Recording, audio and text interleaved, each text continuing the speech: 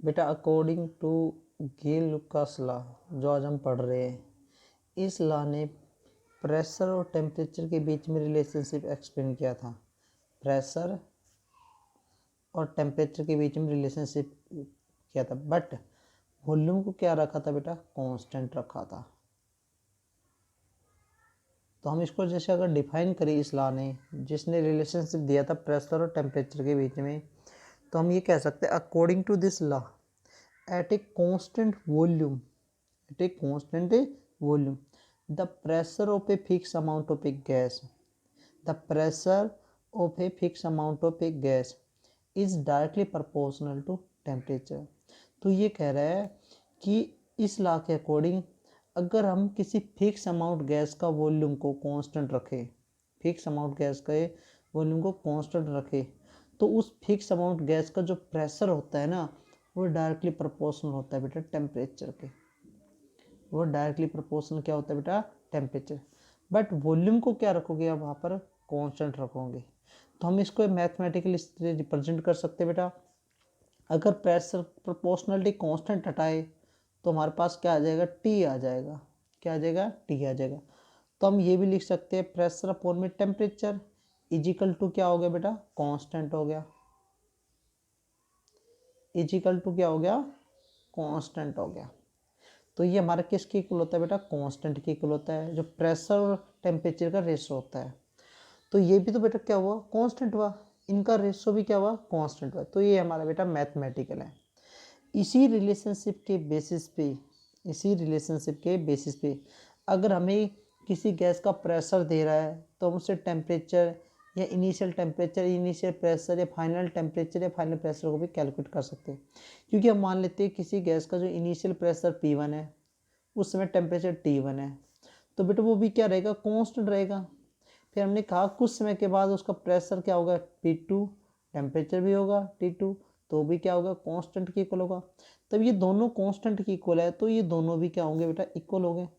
तो इस रिलेशनशिप के बेसिस पे हम इसमें इनिशियल टेम्परेचर या प्रेशर या volume pressure, temperature, final temperature, pressure हम क्या कर सकते हैं, कैलकुलेट कर सकते हैं इस रिलेशनशिप के बेस पे। बट एक चीज़ ध्यान रखना बेटा, जिसका एक कांस्टेंट होगा वो डिपेंड करेगा बेटा किस पे, वॉल्यूम पे और अमाउंट ऑफ गैस पे बेटा। जो डिपेंड करेगा वॉल्यूम पे और अमाउंट ऑफ गैस पे। इसका अगर ग्राफ प्लॉट करे बेटा, देखो इनकी ग्राफ में बहुत ज़्यादा इंपॉर्टेंस है। इनके जो ग्राफ आते हैं ना, उनमें ज़्यादा इंपॉर्टेंस है। जैसे आपके कंपटीशन एग्जाम होते हैं तो उसमें ग्राफ दे देता है, तो उसमें पूछ लेते हैं उसके बेसिस पे। तो जो ग्राफ प्लॉट कर रहे हैं वो प्रेशर और टेम्परेचर के बीच में क्या कर रहे हैं बेटा, ग्राफ प्लॉट कर रहे हैं। प्रेशर और टेम्परेचर के बीच में ग्राफ प्लॉट कर रहे हैं। तो इसका जो ग्राफ आता है वो क्या होता है, स्ट्रेट लाइन आता है, वो तो आपको पता है बेटा। और वॉल्यूम क्या रखोगे बेटा, कांस्टेंट रखोगे बेटा। वॉल्यूम क्या रखोगे, कांस्टेंट रखोगे।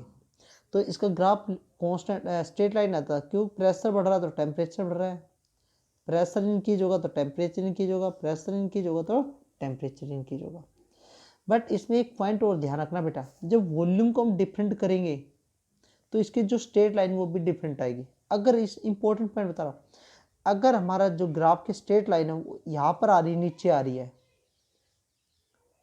एक यहाँ पर आ रही है और एक यहाँ पर आ रही है, तो मान लीजिए जैसे ये V1 वॉल्यूम है, कांस्टेंट है, बट वॉल्यूम क्या रखेंगे, कांस्टेंट मतलब फिक्स अमाउंट है वॉल्यूम बेटा, V4 है। तो बेटा ध्यान रखना, इसमें जो वॉल्यूम है वो सबसे ज़्यादा ये रहेगा। क्यों, क्योंकि प्रेशर वॉल्यूम क्या होती है, इन्वर्सली प्रोपोर्शनल होता है। अगर आप यहाँ पर जो वॉल्यूम शो कर रहे हो उस समय हमने वॉल्यूम को कम कांस्टेंट रखा है, मतलब जो कांस्टेंट वॉल्यूम रखा है उसकी वॉल्यूम की वॉल्यूम वैल्यू क्या है, कम है बेटा।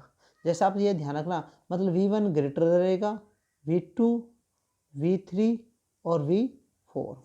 तो मतलब वॉल्यूम V1 ज़्यादा रहेगा, V4 कम रहेगा। क्योंकि बेटा जब वॉल्यूम यहाँ पर ज़्यादा यहाँ पर आ रहा है तो प्रेशर बढ़ रहा है, और प्रेशर जब बढ़ता है तो वॉल्यूम क्या होता है, कम होता है। तो ये ध्यान रखना बेटा।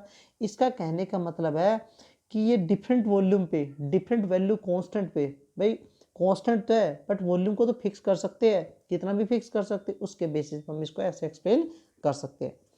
फिर आता है बेटा इसका फिजिकल सिग्निफिकेंस। फिजिकल सिग्निफिकेंस जो सबसे ज़्यादा हम इस पे देखते हैं बेटा, जो टायर होते हैं, जो व्हीकल के क्या होते हैं बेटा, टायर होते हैं, उसके बेसिस पे बेटा। तो आपने देखा होगा जो फिजिकल सिग्निफिकेंस में जो व्हीकल के टायर होते हैं बेटा, उसके बेसिस पे एक्सप्लेन करें तो वो इसी के लॉ के अकॉर्डिंग चलता है बेटा। कैसे? तो आपने देखा होगा बेटा, ये कहते हैं कि जब समर मौसम वो आता है, समर वैकेंसर आता है, ये समर गर्मियाँ आती है बेटा, तो होट होट में या समर में, तो इसमें जो टायर होते हैं, इसमें गैस का प्रेशर क्या होना चाहिए बेटा, लो होना चाहिए। गैस का प्रेशर क्या होना चाहिए, लो होना चाहिए, मतलब वॉल्यूम कम होना चाहिए। क्यों? क्योंकि अगर गर्मियों में आप इसमें जो एयर फिल करवाते हो, और गर्मी में क्या होता है बेटा, टेम्परेचर ज़्यादा होता है, हॉट होता है बेटा। जैसे समर में टेम्परेचर क्या होता है, बहुत ज़्यादा हॉट होता है, और टेम्परेचर हॉट होने का मतलब क्या होता है, प्रेशर बढ़ गया। जो गैस इसके अंदर फिल है, टेम्परेचर बढ़ने से उसका प्रेशर बढ़ गया, और प्रेशर बढ़ गया तो इसमें गैस की मोल बहुत फास्टली मूव करेगी, और जिससे क्या होते हैं, टायर ब्लास्ट होने के चांस ज़्यादा होते हैं। तभी कहते हैं कि समर में जो टायर होते हैं उनका प्रेशर कम रखना चाहिए, क्योंकि टेम्परेचर बढ़ने से उनका प्रेशर वैसे ही बढ़ जाता है। बट विंटर में इनका प्रेशर, गैस का प्रेशर ज़्यादा रखना चाहिए, क्योंकि उसमें टेम्परेचर क्या होता है बेटा, टेम्परेचर क्या होता है, लो होता है, और टेम्परेचर लो होता है, प्रेशर कम होता है। तो उस प्रेशर को मेंटेन रखने के लिए हमें गैस को ज़्यादा फिल करना पड़ता है। क्या करता है, ज़्यादा, जिससे उसको मेंटेन। तो आपको समझ में आ गया होगा बेटा, गर्मियों में जो व्हीकल होते हैं उनके टायर में हम एयर प्रेशर कम क्यों रखते हैं, क्योंकि एयर प्रेशर कम रखने का मतलब हमारा यही होता है बेटा, अगर कम रखेंगे तो टेम्परेचर बढ़ेगा, तो कम गैस में भी, कम एयर में भी वो उतना ही प्रेशर को मेंटेन रखेगी। बट अगर हमने ज़्यादा एयर फिल कर दी, ऊपर से टेम्परेचर भी बढ़ गया, तो उसका प्रेशर और ज़्यादा बढ़ जाएगा, जिससे टायर क्या होने के चांस रहेंगे बेटा, ब्लास्ट होने के चांस से ज़्यादा रहेंगे। तो उसके बेसिस पे अगर हम इसके इसी लॉ को अप्लाई करते बेटा, गेल लुकास लॉ को बेटा,